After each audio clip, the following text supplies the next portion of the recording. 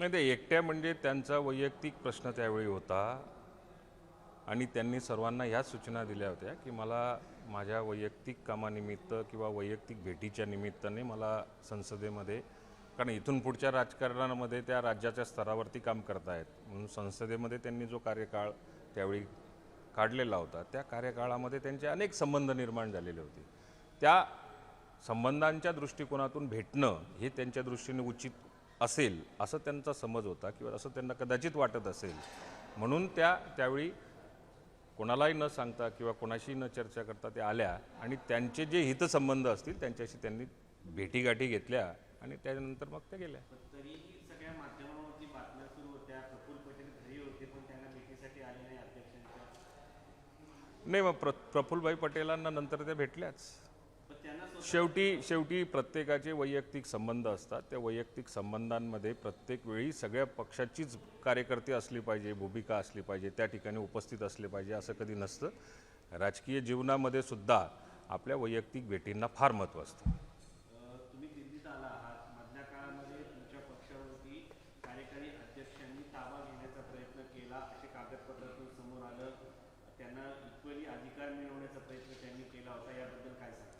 नाही, ह्या सगळ्या याच्यामध्ये पडदा पडलेला आहे. या सगळ्या गोष्टींचा खुलासा, या सगळ्या गोष्टींची चर्चा ही माझ्या स्तरावरती कधी होऊ शकत नाही. या सगळ्या गोष्टींची चर्चा येणाऱ्या काळामध्ये आपल्याला सगळ्या ज्या काही पदनियुक्त्या असतील, सगळ्या ज्या काही गोष्टी असतील त्या आमच्या प्रदेशाध्यक्षांच्या माध्यमातून, आमच्या राष्ट्रीय अध्यक्षांच्या माध्यमातूनच कळतील. प्रदेशाध्यक्ष कार्यकारी अध्यक्षांनी पक्ष ताब्यात घेण्याचा प्रयत्न केला होता असं कागदपत्रामधून दिसतंय, त्यावर काय सांगा?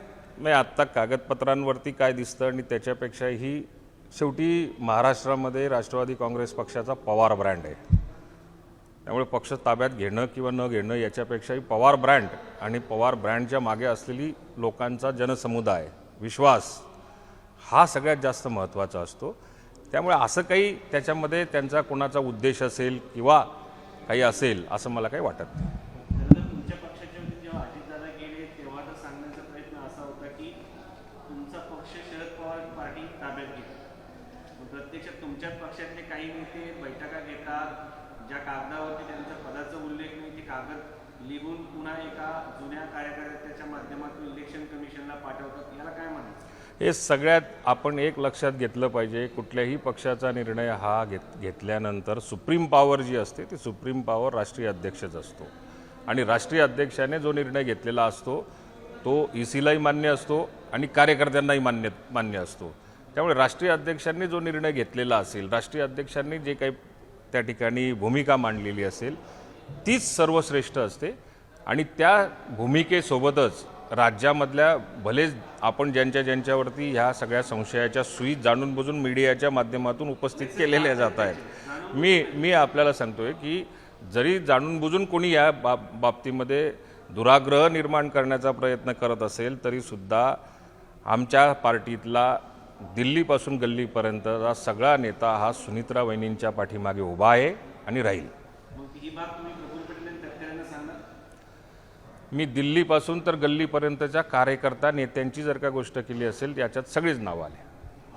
शपथ घेत आहेत, काय सांगाल? एक नवीन इनिंग त्यांची सुरू होत आहे. खरं तर प्रसंग कठीण आहे मात्र त्यांची सुरुवात होत आहे. नाही, हा जरी आजचा जो प्रसंग आहे की आम्हाला फार काही त्याच्यामध्ये आनंदाचे क्षण आहेत किंवा आनंदाची गोष्ट आहे असं म्हणण्याचं काही कारण नाही, परंतु एक जरी असा प्रसंग ओढावला, दादा गेल्यामुळे, अजितदादा गेल्यामुळे असा प्रसंग ओढावलेला असला तरीसुद्धा पक्षाची भूमिका, पक्षाच्या पाठीमागे उभं राहण्याचा निर्णय सुनित्रा वहिनींनी सुरुवातीला घेतला. त्याच्यासाठी राज्यातल्या आणि राष्ट्रातल्या सगळ्या कार्यकर्त्यांनी सुद्धा आग्रह धरला. आता पार्थ पवारांना राज्यसभेमध्ये, देशाच्या राजकारणामध्ये, तेही देशाच्या संसदेमध्ये त्यांना त्या ठिकाणी काम करण्याची संधी आजपासून मिळणार आहे. एक दृष्टिकोनातून एक नवीन विचार, नवीन सगळ्या गोष्टी, नवीन सगळ्या आधुनिकतेकडे जाणारे सगळे जे काही असतील विचार, तरुण नेतृत्वाला ज्यावेळेला अशा पद्धतीची संधी मिळते त्यात देशाच्या कायद्यामध्ये सुद्धा त्यांचा सहभाग होतो, देशाच्या चर्चेमध्ये सुद्धा सहभाग होतो आणि दुसरीकडे पक्ष वाढण्याच्या दृष्टिकोनातून सुद्धा येणाऱ्या काळामध्ये देशापासून तर राज्यापर्यंत त्यांचा हातभार फार मोठ्या प्रमाणावरती लागू शकतो. म्हणून ही एक नवीन नेतृत्वाची सुरुवात संसदेपासून सुरू झालेल्याचा एक प्रकारचा जरी दुःखातला एक थोडासा आपण सुख प्राप्त झाल्यासारखं आम्हाला या ठिकाणी वाटतं.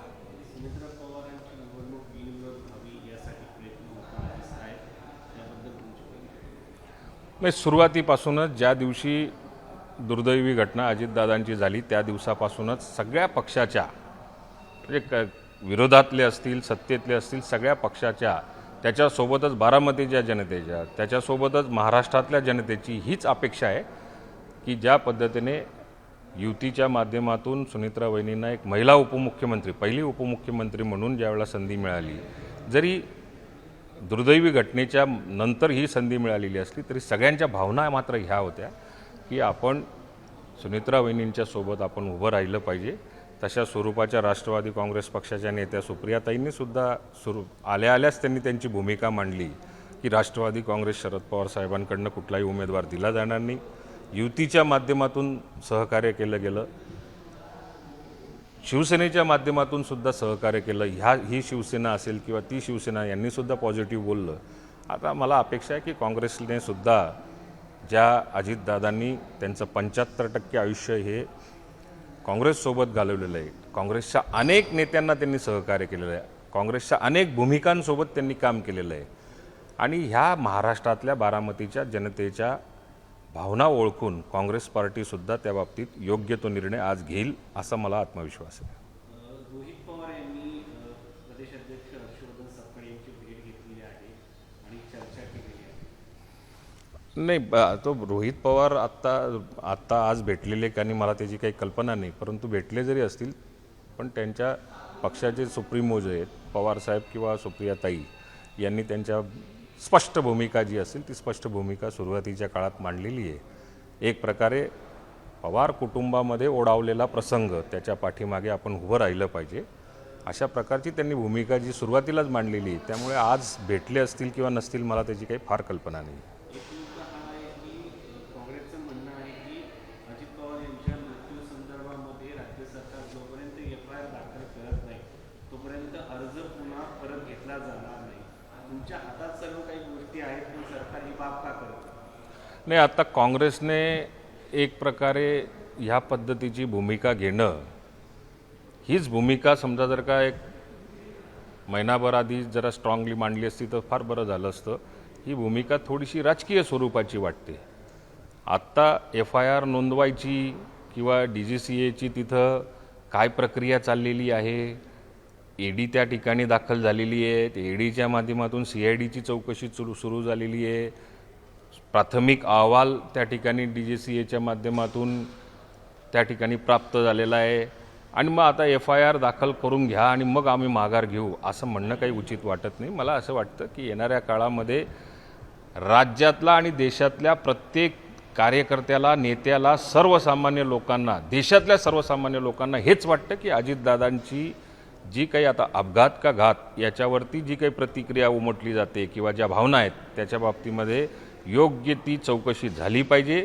ती काँग्रेसचीच मागणी आज फक्त निवडणुकीपुरती आपल्याला बघायला आमच्यासारख्याला तरी आज बघायला मला तरी बघायला मिळाली. अजितदादा गेल्यापासून बोलत होते तेव्हा सरकारला का जाग आली नाही? नाही, मग आता रोहित पवार साहेब ज्यावेळेला सुरुवातीपासून ते बोलत होते त्यांचं समर्थनसुद्धा आम्ही केलेलं आहे. आमच्या मनातल्या भावना ते मांडत होते, त्याच्यासोबत आम्ही आमच्या भावना मांडत होतो. म्हणजे याचा अर्थ असं नव्हता की फक्त रोहित पवार साहेबच या ठिकाणी आपलं मत व्यक्त करत होते. त्याच्यासोबत आम्हीसुद्धा तेवढ्याच तीव्रतेने आजसुद्धा उद्यासुद्धा आणि आयुष्यभर जोपर्यंत अजितदादा असतील तो अजितदादांचं नाव असेल तोपर्यंत त्यांच्या कुटुंबाच्या मागे राहणं हे आमचं कर्तव्य आहे आणि त्याच्यासोबतच या चौकशीला वारंवार मागणी करणं ही सुद्धा जबाबदारी आहे. काँग्रेसची मागणी तुम्हाला रास्त वाटते गुन्हा दाखल व्हावा ही?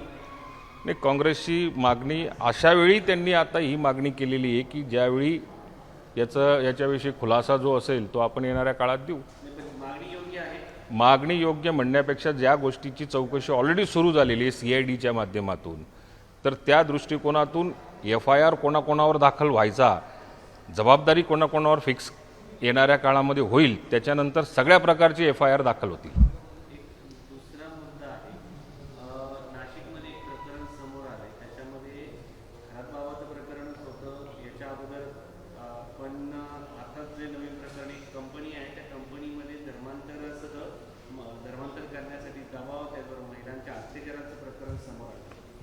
नाही, ह्या सगळ्या गोष्टींचं मी आज सकाळीच थोड्याफार प्रमाणामध्ये ऐकलेलं आहे. याच्या बाबतीमध्ये राज्य सरकार योग्य पद्धतीने पावलं उचलेल. महिलांच्या बाबतीमध्ये भोंदू खरातच्या माध्यमातून जे काही आता आपल्याला बघायला मिळतं आहे ते घृणास्पद आहे. आणि हीच समजा जर का परिस्थिती त्या कंपनीच्या माध्यमातून जर का परत अशी उघडकीस आली असेल तर कठोरातली कठोर कारवाई राज्य सरकार किंवा गृह विभागाच्या माध्यमातून त्या कंपनीवर किंवा ज्यांनी ज्यांनी हे दुष्कृत्य केलेलं असेल त्यांच्यावरती होईल.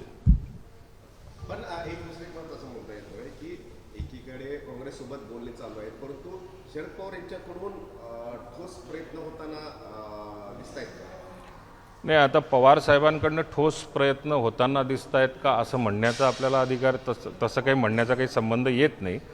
कारण तो सुरुवातीला सुप्रियाताईंनी आणि पवार साहेबांनी जी भूमिका सुरुवातीच्याच काळामध्ये ज्यावेळेला दादा गेल्या सुनीत्राबाईंनी उपमुख्यमंत्री झाल्या आणि पुढच्या उमेदवार त्या राहू शकतात असं ज्यावेळेला निदर्शनं झालं त्याच वेळेला त्यांनी त्यांची भूमिका स्पष्ट केलेली की राष्ट्रवादी काँग्रेस पक्ष उमेदवार देणार नाही. याच्यापेक्षा वेगळं काय असतं? काँग्रेसला सांगू शकतात का शरद पवार? कारण मला असं वाटतं की पवार साहेब कदाचित काँग्रेसशी बोललेली असतील, ही काही मला कल्पना नाही. परंतु ते घरातले कुटुंबातले प्रमुख आहेत, राज्याचे प्रमुख आहेत, त्यामुळे कदाचित ते त्यांच्या स्तरावरती काय बोलतील याच्याविषयी मला कल्पना नाही.